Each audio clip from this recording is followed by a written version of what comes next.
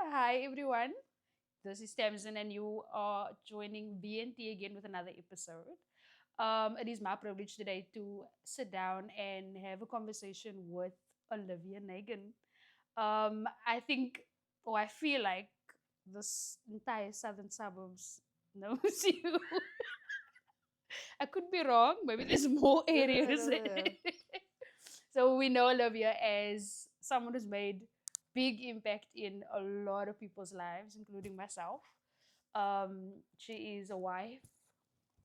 You can add to the you can add to the others.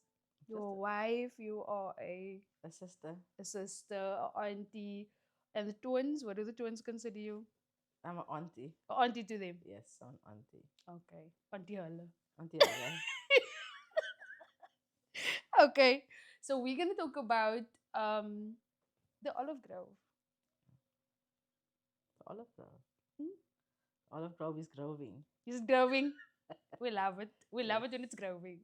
Yeah, this Olive Grove is growing. So yeah, the Olive Grove, I'm very passionate about it, man. I mean, it's almost like you're giving birth to something, Mm. and you're proud of your child, and your child has Mm. accolades, and you're like, that's my child. So that's how I Your feel about the baby. Olive Grove. It's in my veins, it's my DNA. It's one of the vehicles that I've had Mm. the pleasure of seeing it grow, develop from seed form to Mm. from adult to adolescence to adulthood. Maybe it will still get to babyhood For those watching, for those there's watching. people who don't know what the olive grove is. There's people who don't know, or people who know you, but they maybe. I'm talking now about because I mean, you were a leader years ago. Yeah. It's been coming on for some time. So those people that haven't seen you in years, Okay. and now you're talking about the olive grove. Okay. What is the olive grove? So the Olive Grove, I mean, I think it's as you say, a lot of people know me when I was much younger. So Mm. at the age of about 18, I got involved with youth work. Mm. And I think getting involved with youth work was because I think I was a bit of a troubled teen. I was the child that they would say, Mm. don't play with her, don't bring her home. I was that kind of kid. And Okay. so when I got some of my ducks in a row, I started working with young people in the community. Okay. And I was passionate about getting them to get their ducks in a row. Okay. And so I got involved with working with youngsters from the age of 18. And from there, I grew into being on a youth leader, working with, and then working in a community, getting involved with youngsters. Mm. I loved it. It was part of my life for over Mm. 20 years. And then when it reached a time, I don't think you ever outgrow what you're passionate about. Definitely. And so I just felt there had been situations when I was working with some of the youngsters when I Mm. didn't feel that I had the capacity to be able to help them. Mm. I didn't have the know-how, I didn't have the skill. Yeah. Because obviously, if you're working in certain areas, the trauma that some of the kids go through, and I Mm. didn't feel that I was equipped. Okay. And so I thought I needed to find ways to equip myself, to empower myself, to be able to. Like I didn't want to be like a bird in a jar. You Yeah. can't stretch your wings. Yes. And so Limits. then I found myself. I wanted to go expand further than where I was finding myself planted. Mm. And then I realized I needed to start something. The something I didn't know what it was. Was it a company? Was it an NGO? Was it an MPO? But all I knew is I needed to get a bigger vehicle Mm. to be able to go more places. And then I thought maybe I should think about starting an MPO. There were many choices. I thought, Awesome. start an MPO. And coming with that, it's like, oh, that was a lot of paperwork. And I told myself, Mm. but I just do this thing, man. And then I realized that you have to have the same kind of narrative that the world has Yes. in order to become something or be Mm. taken seriously. Especially if you're studying Yeah, for so something. you have to at least say I belong to something and I represent something. Mm. And and then I realized I needed to start an MPO. And that took some time before I got there because sometimes I'm a procrastinator. Really? I have this You? dreams of doing these things, but I think it's more fear. I think it's overwhelming when you think of Yes, everything you still need to yes, do, then you yes. start to overwhelm yourself And with. I'm an overthinker to my detriment. And so I thought, that's not going to work. How am I going to do it? All of these things I thought. And then I told myself, and then something happened in a certain time. It was probably in 2020, 2010. There was a period of time when the news reports week after week were saying that children were being dumped in drains, found on fields. Sure. And something just was an urgency inside of me. Like, you've got to get this thing sorted. If you've got something in your heart to create a space of refuge and safety, if you say you want to do it, you got to speed up the process. So that caused me to 2010 speed up the process, got the organization registered. But before I could get there, what was I going to name it? What was I going to name it? I definitely didn't want to name it after myself. So why did you name it the Olive Grove? I was What why did I name it the Olive Grove? I was busy having a devotional as I did on a daily basis, and I was busy reading the certain portion of scripture, and it was this translation had the story about Jesus and his friends. They just finished the Last Supper and they were making their way to Gethsemane, so we know that story. But this specific translation says, and then Jesus stopped at the grove of olives, and it's as if those words jumped out of the pages. There's something called olive in the Bible. Olive in the Bible, and that hit me. And then I started doing research. What does it mean for the olives, and what is a grove? Why they call it a grove? And then I realized the grove was where all the olive trees was growing. Then when I did some research, it says an olive in its wild state is of no worth. When it's green and in its wild state, it's of no worth. But when it goes through a pressing, yes, and a process, and a crushing, the value of the oil that comes out of it, I said, that's what I want to do. That's in my heart. It's as if that search that I did was exactly what my heart was. Awesome. And so out of that came the Olive Grove, because I wanted to find people who found themselves in the cracks and the crevices, who were still green, to be able to create a platform or develop programs where they could have gone through the process to produce something of worth. Hence the name, the Olive Grove. So I'm named a lot of things. I'm either Livia, Lovi, Olive, Love. But when they ask me, they say, you named it after yourself. I won't lie. The first time I saw it, I think I saw it on Facebook. That's the first thing I thought. Is it because it's similar to your name? Yeah. But okay, now we know. And then I have the privilege of explaining to people and say, wow. It is wow. It's like, wow. I said, can you think that a devotion the words can spring out of a page and say, this is it. And then it was a God idea. That is so awesome. It was a God idea. Because we went now from yourself being naughty as you were growing up, and then you had this pay it forward period, and then you were a leader, because now you had everybody, like everyone, you were assisting so many people, and then you got to a point where you were like, I need to break away these limits, and now you're in a space where God is opening up purpose to you. Yeah. And the Olive Grove is with a name and everything. Yeah. And the thing is that if I tell people that I retired from secular of working, I retired when I was 34. I said, I retired when I was 34. I said, I retired. I said, in my workspace, I'd reached the ceiling. But if I did, there was no room for me to grow anymore. You were outgrowing it. And so I just said, I'm done working now, man. Now I want to do purpose and I want to do passion, what I'm passionate about. Awesome. And that's what I've been doing. I'm doing what I'm passionate about. I'm doing what I think God's heartbeat is to do. And I want to just get into that frequency. So awesome. Hence the fact that the Olive Grove is growing. It is growing. We also here growing. What's your Olive Grove? And then the youth community work. What I'm talking about, the current work you are doing now. You want to speak more about that? Yeah. So the work that it was like a whole process that we did. We had to obviously establish what the vision was, to Mm. cast the vision. And the vision was about impacting generations one life at Mm. a time. And then I looked at myself and said, can we really change people's lives, man? Mm. And then I had to do introspection. Then I Yes. looked at myself, man. The one that people said, don't hang out with her, don't bring her home. And somebody took the time to notice me. Someone took the time to care about me and Come to on. just tend. And then I thought, if that process could impact one person, Mm. and it is possible to impact the generation. Awesome. So our vision for the Olive Grove is impacting generations one life at a time. The mission of how we were going to do it, we thought about if we can connect people wherever, whether it's at school, whether it's in religious institutions, whether it's at schools, wherever we can connect people, we can have the opportunity to invest in them.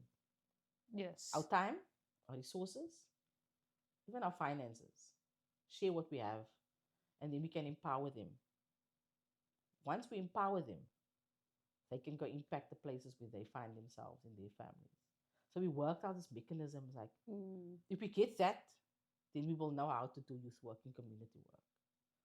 So we thought, instead of just working with youngsters, because I only then understood teenage lingo. Yes.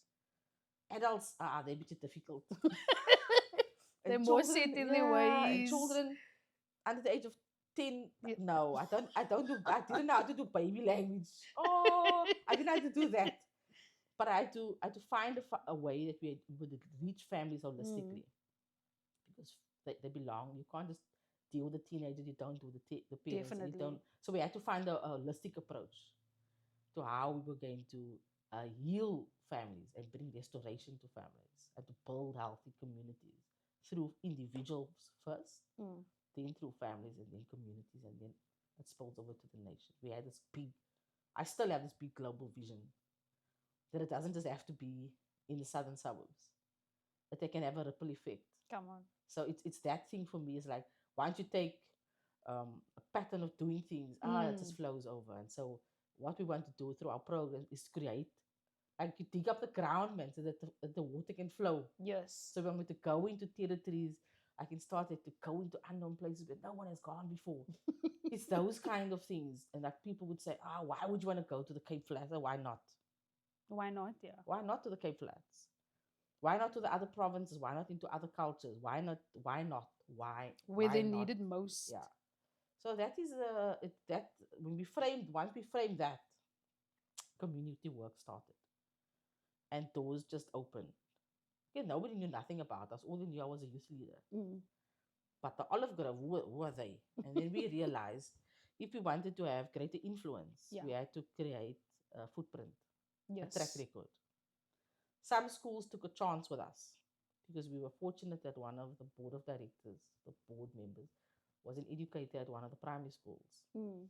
I was fortunate that I was mentored by a Focus on the Family facilitator.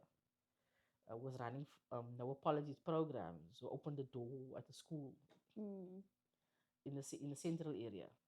And from there, a door started opening because we were talking about uncomfortable things that people didn't want to talk about. And that doesn't mean that I was comfortable, no. But I wanted to talk about things that was uncomfortable. Yeah, to be able to speak truths. Even though I was red in the face when I spoke about some stuff, I was going to do it failing forward. I was going to do it blushing forward. I was going to do it being shy forward. I was going to take myself out of the equation because I knew that irrespective of my life is not my own. Yes. So what has happened for me as a teenager, I think that I'd gone through the process of the crushing, like the green olive as of no worth, until it gone through a process. So I realized that maybe through my process, there may be some will of value. And that framed our community work. We just needed open doors. We just needed yeses from people say, come. We'd say to them, don't worry with anything. We'll come. We'll bring everything. Just give us an open door. Just give us kids we can touch. Just give us lives. So, I think yeah, God was opening. That is like God was opening, still opening. Yeah. Will continue to. Yes. There's a bigger picture. There's a bigger picture. There's a bigger Our lives picture. are not our own. So I just want to get into some projects Okay. and programs Yeah. that you are doing. There's no apologies. Absence is still relevant. Yes. So the no apologies is the thing that I love the most. I love one of the most. I love that the most. It's a focus on the family program Mm. that I'm passionate about, and so it's about making no apologies for making healthy decisions in your life. Mm. So the program deals a lot with relationships and choices that you make. Mm.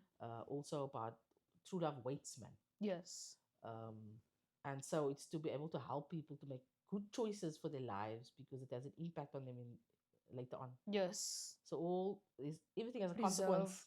A consequence. Yes. So this no apologies thing, I've enjoyed the framework of it. Mm. We've had schools actually open out their doors and churches open out doors, and we do a 5 week program. Awesome. And in some schools, we just had an hour, so a Mm. condensed version, Cape Town style. Mm. The condensed version, Cape Town style, is something that you have to see it to believe it. Okay. How we could condense no apologies into an hour, and then have kids say, "Phew, I didn't know that these things were real." Wow. So we've had to on sometimes because we were invited to assemblies and we only had 40 Mm. minutes, but we believed in the message of Yes. we believed in the message of what it was about to teach kids to wait until they're married, man. Yes. And sex has We need to sex preserve, before yeah. sex before marriage has consequences. Mm. So now in this day and age, people say, what is abstinence, man? Mm. Everybody's then sexing. And then we looked at this whole thing. There was an increase in teenage pregnancy. Mm. Uh, but the increase in teenage pregnancy brought about what in homes? What did it bring about in homes? How did it impact homes? Mm. What was the dilemma with inside the homes because of teenage pregnancy? Because of being, having kids before you got married? Must it be an acceptable norm? Or is there a standard you can raise? Some people you cannot undo what they've done Yes. without judgment, without Mm. criticism. Definitely. But how do you teach people that they can start over again?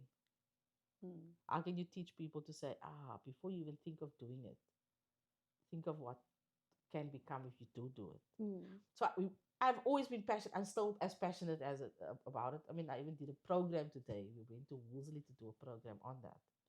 And I'm passionate about raising that awareness that abstinence is still possible. Mm.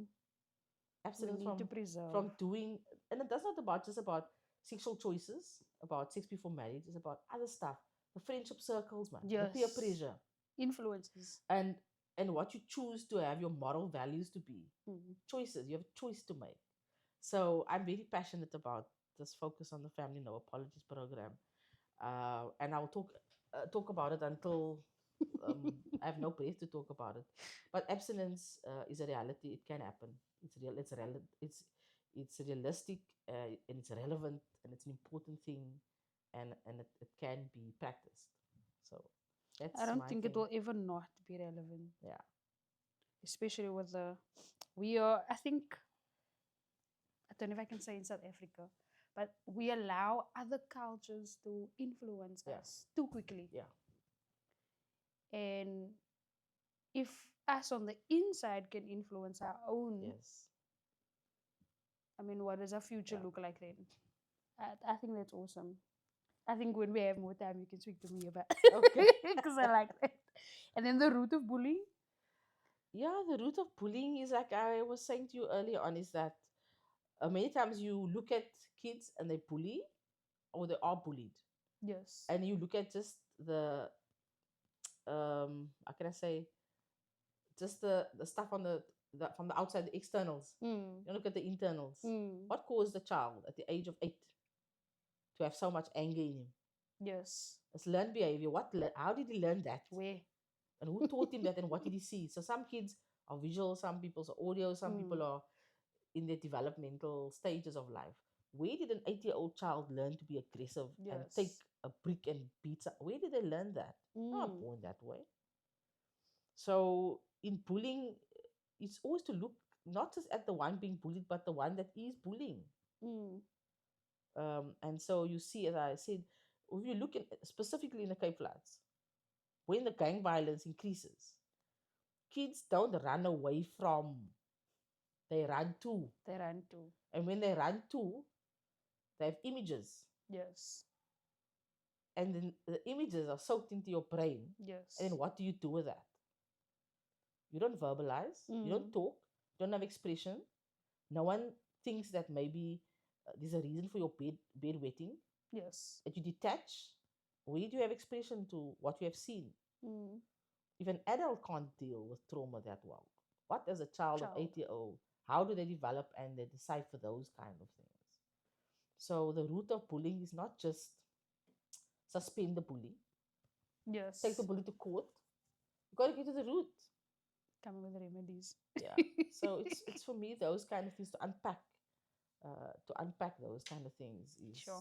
it's don't just look that they say don't judge a book by its cover. Read the book. Read the book. Go to the child's home and you hear how what happens inside their home. Yes. And then you can tell me what else you're gonna have but that. Wow, this is so Yeah. hectic, but it does require a lot of responsibility. Yeah. You must want to. Yeah, you must want to.